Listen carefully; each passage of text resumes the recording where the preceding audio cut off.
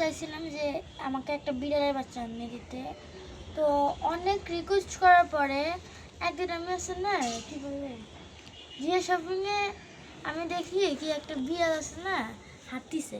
তো এখানে আমি ওকে নিয়ে চলে আসছি, আর ওর মা বাবাও কেউ কাউকে দেখিনি। এখানে আমি ওকে এনেছি, তারপরে এখন ওকে আমি লালন পালন করে ওকে বড় করব। আর ও আরেকটা মজার বিষয় হচ্ছে ও মেয়ে, যদি ও বাচ্চা দেয় তাহলে ভালোই হবে।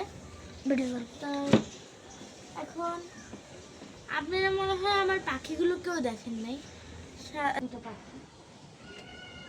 কিন্তু একটা কষ্টের কথা হচ্ছে এই যে এটা আছে না একটা হলুদ পাখি ছিল, কিন্তু হলুদ পাখিটা না আমি এটা উড়ে গেছে, এই কারণে এই পাখিটা আনছি ও মিলে না।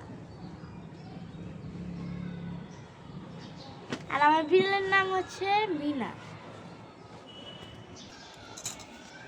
ওর বিড়ালটার নাম হচ্ছে হীরা, আর এই দুটার নাম একটার নাম হচ্ছে মুক্তা, আর একটার নাম কি জানি আমি ভুলে গেছি। ওই যে মেয়েটার নাম হচ্ছে মুক্তা, এটার নাম ছেলেটার নাম কেমন হীরা মুক্তা না, হীরা তো হচ্ছে মেয়েটার নাম।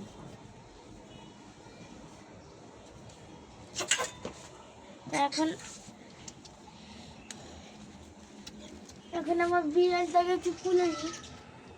দেখেন একটা একটা একটা ওর সুন্দর একটা ফেস দেখেন, কি কিউট লাগে না ওকে।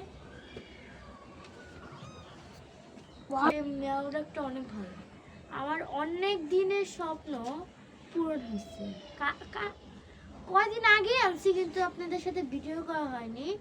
আম্মু ভিডিও করতে ভুলে গেছে, লালন পালন করে তো দুধও খাওয়ায়, মানে দুধ খাওয়াই তো পিঠার দিয়ে, ও তো এমনি দুধ খাইতে পারে না, এই কারণে আমরা পিঠার দিয়ে খাওয়াই। তো পিঠার দিয়ে খাওয়াই আর কি, আপনাদের সাথে তো শেয়ার করবো। তো এখন ওকে একটা মানে সুন্দর একটা রিভিউ দেখাইছিলাম, এখন আমি ও আবার হ্যান্ডশিপও করতে পারে, হাত দিলে ও হাত দেয়। তাহলে নিচে রাখুন, নিচে রাখুন, করে দৌড়ও মারে, লাফায়ও, নিচে রাখ করে আবার কামড়। মা নিচে রাখ, নিচে রাখ। এই যে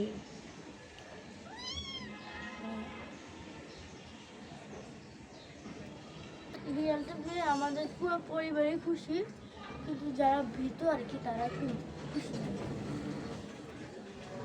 ওই যে আমার সব থেকে ফেভারিট, মানে সব থেকে প্রাণীদের মধ্যে এই যে বিড়াল সব থেকে ফেভারিট। আর আমি একটা টেনশনে আছি, যদি আমার স্কুল ঈদের পরে তো আমার স্কুল, তো স্কুলের সব আমি কী করবো? আম্মুও থাকবে না ঘরে, আমিও থাকবো না, তো কী করবো? আমি থাকবো। ও তুই থাকবি?